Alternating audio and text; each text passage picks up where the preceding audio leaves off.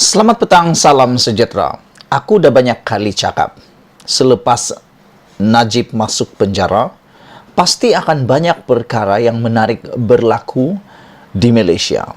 Antaranya ialah, selepas 20 hari Najib dimasukkan penjara, satu kenyataan yang aku fikir satu pengiktirafan besar untuk kehakiman Malaysia dan Mahkamah Malaysia tiba-tiba muncul pula. Satu pengiktirafan kepada kerajaan Ismail Sabri Yaakob yang aku fikir perlu diambil inisiatif, perlu diiktiraf oleh UMNO sendiri. Berhentilah menyalahkan Ismail Sabri Yaakob, kerana terbukti dengan tindakan Ismail Sabri Yaakob yang langsung tak mahu sentuh, tak mahu campur tangan dalam kes hakim, kes mahkamah, maka beliau mendapat pengiktirafan. Bukankah itu satu perkara yang baik untuk digunapakai oleh UMNO dan Barisan Nasional?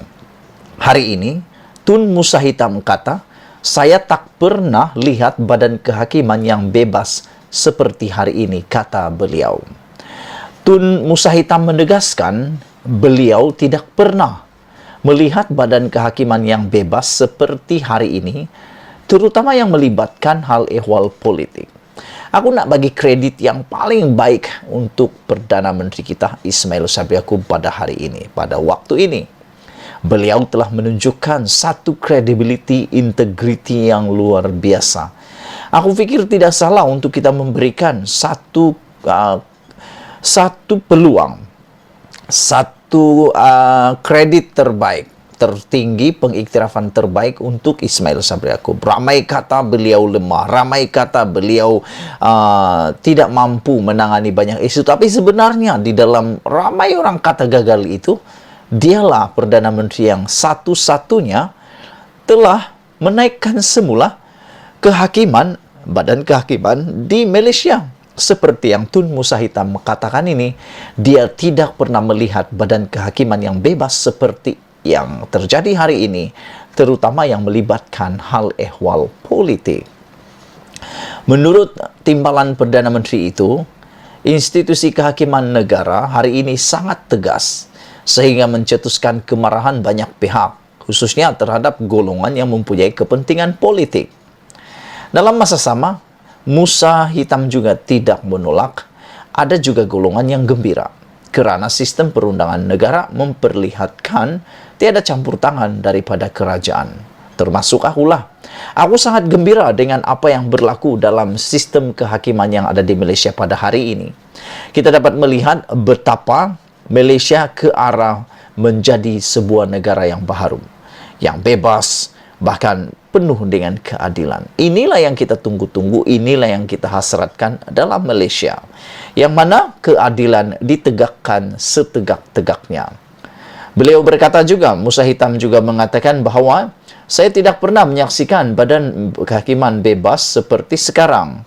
Sangat tegas, katanya, dan sudah tentu yang berkaitan dengan kepentingan politik, yang melibatkan banyak pihak, akan marah dan gembira, tetapi perkara yang kita perlu berpegang pada prinsip tidak campur tangan yang pernah Anda lihat padanya, jelasnya.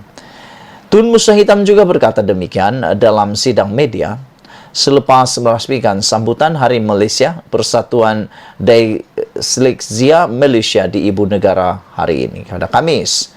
Beliau berkata demikian sebagai mengulas keputusan mahkamah berkaitan dengan kes penyelewengan dana serta rasuah yang menyaksikan beberapa ahli politik dijatuhkan hukuman, termasuklah Rosmah Mansur, dan yang terkini juga Bung Mukhtar diperintahkan untuk membela diri atas kes rasuah. Ini menunjukkan bahawa integriti mahkamah di Malaysia makin hari makin terbaik. Inilah yang kita tunggu-tunggu supaya para pelabur yang ada di luar sana lebih percaya, lebih yakin dengan kemampuan Malaysia, lebih yakin dengan kebolehan Malaysia dalam menangani banyak perkara. Tambah Musa lagi, kebebasan badan kehakiman perlu dipertahankan bagi memastikan prinsip keadilan terus ditegakkan di negara ini. Jika Anda terlibat secara emosi, Anda mungkin tidak gembira, katanya. Sangat jelas dalam badan kehakiman kita adalah bebas, malah peguam adalah sebahagian daripada isu kebebasan institusi ini. Tetapi bagi saya, setakat ini dalam hidup saya ini tidak pernah sebebas yang saya saksikan dalam hidup saya, katanya lagi. Wow, bayangkan beliau yang menjadi timbalan Perdana Menteri satu ketika dahulu dalam kerajaan Barisan Nasional, tiba-tiba pula mengatakan bahwa beliau tidak pernah melihat kebebasan kehakiman yang pernah ada seperti hari ini. Bukankah itu sesuatu yang amat baik? Bukankah itu satu pengiktirafan dan satu kredit yang paling besar untuk kerajaan Ismail Sabri Yaakob?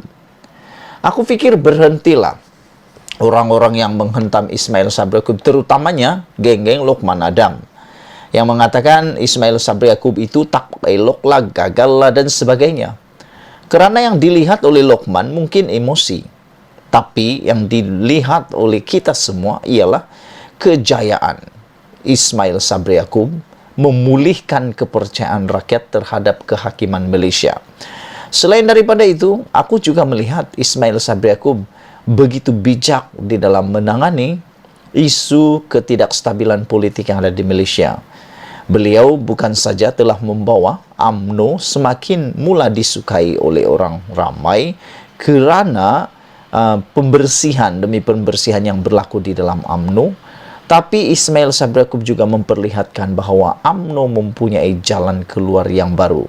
UMNO mempunyai terang baru untuk dapat dibersihkan dan dapat dijenamakan semula. Jika dilihat, kalaulah Ismail Sabri Yaakob mendengar kepada kehendak-kehendak orang-orang tertentu dalam UMNO, aku pasti UMNO bukan menjadi lebih kuat, tetapi UMNO akan menjadi lebih lemah kerana akan dilihat lebih cenderung kepada tindakan-tindakan yang tak baik. Oleh sebab itu, pada pendapat saya, Ismail Sabri Yaakob memang sesuai menjadi poster boy untuk Barisan Nasional dan UMNO. Selain daripada kebijaksanaannya berkawan dengan musuh, walaupun pada masa yang sama, beliau tidak pernah tunduk kepada musuh-musuhnya, beliau telah membawa nama baru ataupun membawa kepada penstabilan UMNO itu sendiri. Jadi, sudah waktunya Ismail Sabri Yaakob diberikan peranan lebih besar dalam UMNO. Sebagai contoh, sekarang ini dia adalah naib presiden UMNO. Sudah waktunya Ismail Sabri Yaakob dilantik sekurang-kurangnya menjadi timbalan presiden UMNO, dan yang terbaik kalau dia jadi Perdana Menteri dan juga menjadi presiden UMNO, supaya apapun keputusan, semuanya terletak dalam tangannya. Itu dia yang berlaku 20 hari selepas Najib masuk penjara yang amat menggembirakan Malaysia. Malaysia kita punya, kita jaga sama-sama, cintai Malaysiaku. Kita jumpa lagi. Bye-bye.